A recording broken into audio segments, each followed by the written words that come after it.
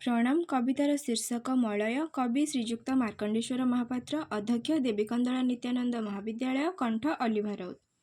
सरी जाऊअछि शीत शुणिब नाही गो गीत शुभिब मलय डाक आंब डाले डाके कुक बाजिब तो दोल बाजा कन्हेई खाइब खजा रंग अबीरकु बोली लोके हेबे कोला कोली दोल मेलन रे भिड़ विमाने हुअन्ति आड़ राधाकृष्ण मूर्ति देखी आखि रहिथिब लाखी बौल हेब संभार कुहुडी हुए तमाड़ शत्रु रूपे उभा होई बौलकु दिए खाई आसई मलय जेबे कुहुडी जाए तो तेबे देह मन पुलकित खुशी रे गांती गीत नथाए शीतर भय मलय पवने लय निदाघ थाए तो दूरे मन प्राण खुशी भरे बिरही मनटा झुरे लोतक आखिरे पूरे मनटा दौड़ी जाए प्रेमरे मगन हुए निछाटिया लागे भारी देखी न थाए ता सिरी